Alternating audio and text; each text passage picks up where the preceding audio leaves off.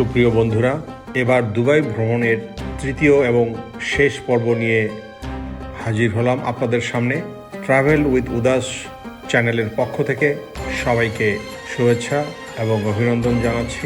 আসলে দুবাই ভ্রমণ নিয়ে একটি ট্রাভেল ব্লগ করা একটি অনেক সময়ের বিষয়, কারণ দুবাইতে অনেক কিছু আছে দেখার, যা ঠিক একবারে কভার করা সম্ভব নয়। আমি এখন দুবাই ভ্রমণের তৃতীয় এবং শেষ পর্বে দুবাই শহরের আরও দুটি দর্শনীয় স্থানের বিবরণ দিয়ে আপনাদের নিয়ে চলে যাব দুবাই শহর থেকে প্রায় 140 কিলোমিটার দূরে পাহাড় ও সমুদ্র বেষ্টিত শহর ফুজাইরাতে।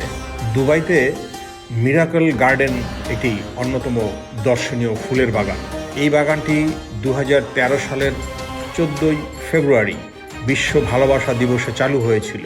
এই বাগানটি প্রায় 7,80,000 বর্গফুটের বেশি জায়গা জুড়ে বিস্তৃত, যা এটিকে বিশ্বের বৃহত্তম ফুলের বাগানে পরিণত করেছে, যেখানে প্রায় 5 কোটিরও বেশি ফুল এবং প্রায় 25 কোটি গাছপালা রয়েছে। দুবাই শহরের আরেকটি অন্যতম আকর্ষণ হচ্ছে মিউজিয়াম অব দ্য ফিউচার। এটি অনন্য স্থাপত্য শৈলীর ভবন, যা বিজ্ঞান, প্রযুক্তি এবং উদ্ভাবনের ও ভবিষ্যৎ অন্বেষণের জন্য নিবেদিত। এই মিউজিয়াম ভবনটি একটি উপবৃত্তাকার আকৃতির রূপালী রঙের 7তলা ভবন। এই মিউজিয়াম ভবনটির নকশায় জানালাগুলো একটি আরবি ক্যালিওগ্রাফি দিয়ে সজ্জিত, যা দুবাইয়ের শাসক শেখ মোহাম্মদ বিন রশিদ আল মাকতুমের লেখা একটি কবিতা থেকে নেওয়া হয়েছে। এই মিউজিয়ামের মধ্যে মহাকাশ যাত্রা, জলবায়ু পরিবর্তন এবং ভবিষ্যতের প্রযুক্তি সহ বিভিন্ন বিষয়ে ইন্টারেক্টিভ প্রদর্শনী রয়েছে। এটি মানবজাতির জন্য একটি উন্নত ভবিষ্যৎ তৈরিতে উৎসাহিত করার উদ্দেশ্যে নির্মিত হয়েছে।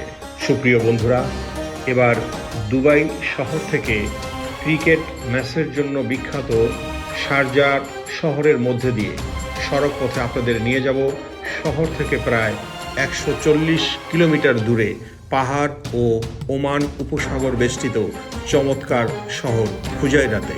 দুবাই থেকে ফুজাইরা প্রায় 2.5 থেকে 3 ঘন্টার পথ, কম বেশি হতে পারে। এই পথে যাত্রা করার জন্য আপনি বিভিন্ন ধরনের যানবাহন ব্যবহার করতে পারেন, যেমন ব্যক্তিগত গাড়ি, ট্যাক্সি বা বাস।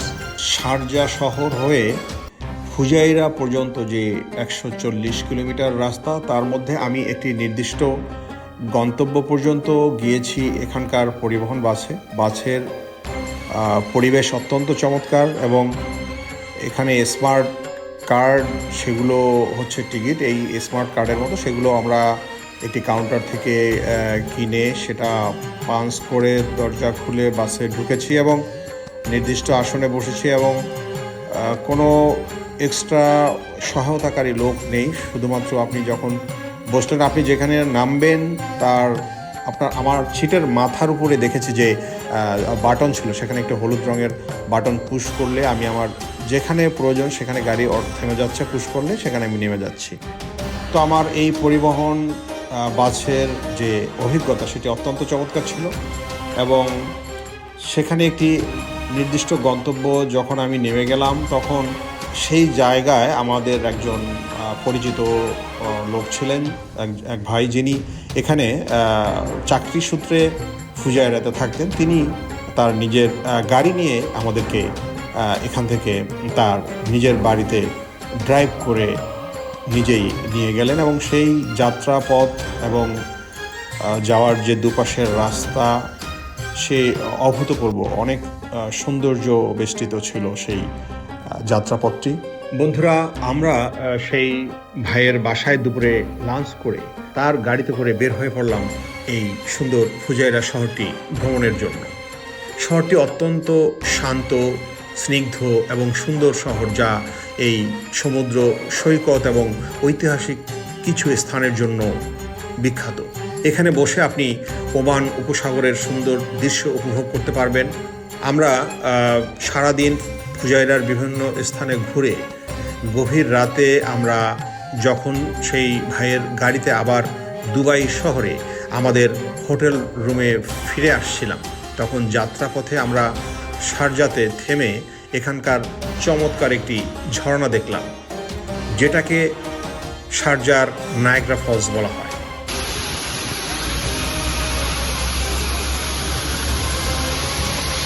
এই ঝর্ণাটির স্থানীয় নাম হচ্ছে খোরফাক্কান। এই খোরফাক্কান হচ্ছে বেসিক্যালি এই স্থানটির মানে শারজার অন্তর্গত যে জায়গাটি, যে এলাকাটিতে এই ফলসটি রয়েছে, ঝর্ণাটি রয়েছে, এই জায়গাটার নাম হচ্ছে খোরফাক্কান। তার নামেই এই ঝর্ণাটির নাম হয়েছে খোরফাক্কান ফলস। সুপ্রিয় দর্শক শ্রোতা এবং বন্ধুরা, আমার ট্রাভেল চ্যানেল ট্রাভেল উইথ উদাসের প্রথম পরিবেশনা ছিল দুবাই ভ্রমণ সম্পর্কিত এই পর্বগুলো। আজ ছিল দুবাই ভ্রমণ সম্পর্কিত তৃতীয় এবং শেষ পর্ব আপনারা যেটি দেখলেন। আমার এই ট্রাভেল উইথ উদাস চ্যানেলটি সাবস্ক্রাইব করে পাশেই থাকুন। সুস্থ থাকুন, ভালো থাকুন, সুরক্ষিত থাকুন। ধন্যবাদ সবাইকে।